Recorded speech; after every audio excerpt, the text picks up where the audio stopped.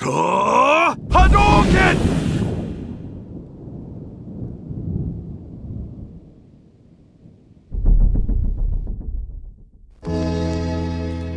What's going on, peeps? Mastermyne here. So today's video, I want to talk about some recent comments that were made by Ultra David and Maximilian dude. These are two very prominent guys in the FGC, and pretty much it's causing a little bit of controversy. So let me play a quick clip of what he said during an interview with Yahoo Esports. But I feel like the number one thing that they have to do to succeed is not cater to us quite as much as they do, okay? They built this game in Street Fighter 5 with complete garbage other than the gameplay itself. Fantastic gameplay, love it, and people who play competitively care about that.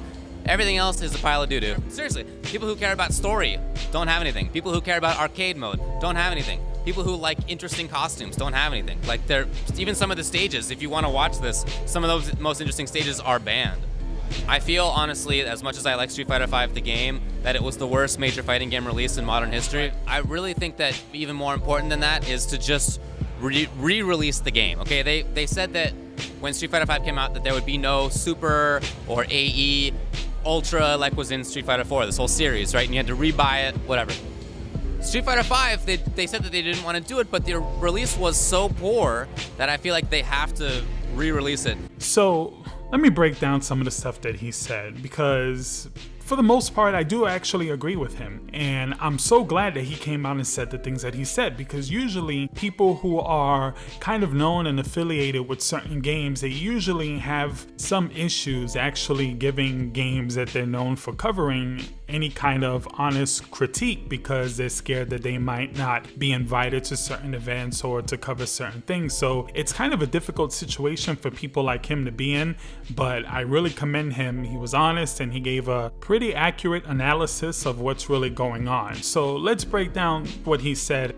I really think the gist of it pretty much just comes down to the game had a poor launch, and even prior to the launch, the beta was an absolute nightmare. So I think given the circumstances that the casual audience didn't really grab onto Street Fighter 5 in the beginning, I think Capcom blew a huge opportunity. So I think Ultra Dave has a great point. You know what? Re-release the game, repackage it, stick in as much content as you can on it, because let's be honest, that game was anemic at launch. It had nothing. It should have been a free-to-play game because it was incomplete. So people who spent $60 initially to buy it and were excited about it, they kind of felt like they were robbed, and that includes myself. Now you got to go back, you got to earn all of this stuff and purchase all these costumes and stages and characters. It just becomes something where it is more of a chore and more of a punishment. It's not a reward for earning things because the game was already lacking. So I think Ultra Dave's point is, you know what, repackage it, bring it out, and maybe you'll be able to recapture an audience, because let's be honest, older versions of Street Fighter weren't that good either. If you take Street Fighter 2 and compare it to Super Turbo, if you take Street Fighter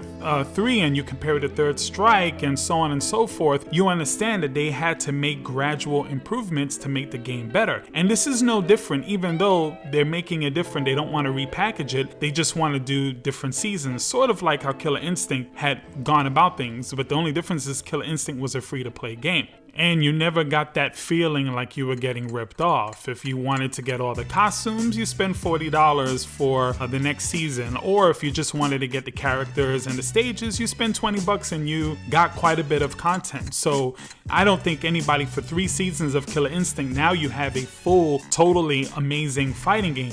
And again, it was a gradual thing. So if you weren't sure about it, all you had to do was download it for free. You get 1 character for every week or month or whatever it was. You get to test them out, you get to play online, and you see the game grow. You see the improvements, you see the changes, and you say, hey, you know what? I'm gonna invest $20 and I'm gonna end up getting all the characters that are available for season 1. And then season 2 comes along and they make a bunch of changes and it's another $20. Now you've spent $40 and you got almost the entire roster. And then season 3 comes along, and again, all the tweaks, all the changes, all the added modes, it's all there at your fingertips. So you don't have to really feel like you were ripped off, and you spend $60 and you got the full game. Where Street Fighter 5 is concerned, the difference there is that right out of the gate, you're spending $60 for an incomplete game. And then you have to spend more money to earn the content that you felt you should have had right from the beginning. So you feel ripped off. So Ultra David is correct. They should repackage it. Maybe add something to the title, maybe not Super or Ultra because that might turn some people off. Maybe just that Season 2 stamp and bring it out at a price that kind of gives you all the content and gives you everything, and try to start fresh, try to market it a little bit different, put an arcade mode in there and do different things. That's gonna get people excited again. And again, I'm not talking about the hardcore audience. I know a lot of you guys are tuning in here and you consider yourself Street Fighter fans and you're veterans and you get angry and you get pissed off, and sometimes in the comments it's like, oh, well, you know, the hell with casuals and this and that. No, you gotta understand, if you want Street Fighter to continue, I'm talking different iterations of this version and sequels in the future, and if you like Marvel vs. Capcom and you want to see more of that, they have to sell. They have to sell, and it's not just to you or me or the people who love fighting games. It has to be competitive with other games out there. And if you even look at this last past Video Game Awards, they didn't even show which one best fighting game. They just kind of mentioned it. They'd rather show these whack rappers and these stupid little indie bands that they put up there than actually give a 2-minute segment to say, hey, this is who won best fighting game, and give the presentation. So if we want the community to grow, we have to do a lot of things, but one of the things that you definitely have to do is get casuals just somewhat interested.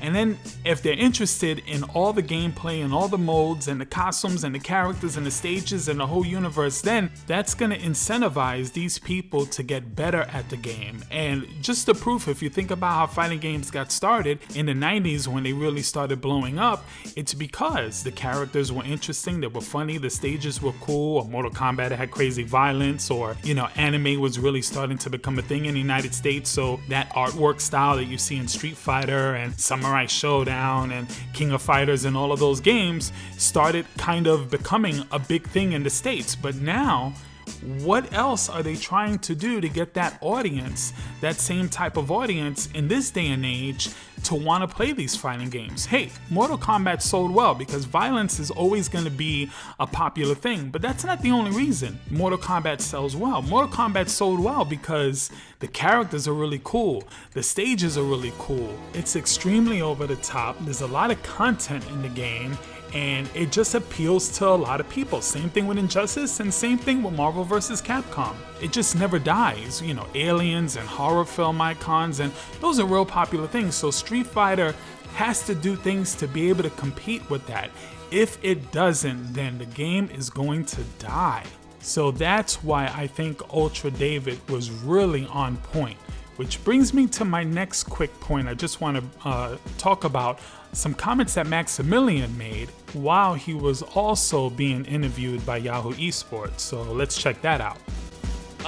Akuma's awesome. Like, just to break it down immediately, I was anticipating Akuma. Street Fighter has always felt like if Akuma isn't there, it's like missing something. I'm probably gonna get flack on this, but I really disagree with the mentality of making fighting games more accessible, because I don't believe that a casual player, whether or not it's someone trying to get competitive, they're going to get competitive regardless of how easy or hard the game is to play because they're motivated.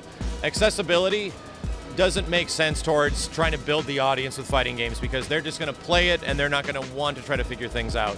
Some games that have really awkward mechanics, like even Mortal Kombat X with its run combos, are really crazy to do if you think about it. Like, casual people aren't going to do this. This just feels really weird.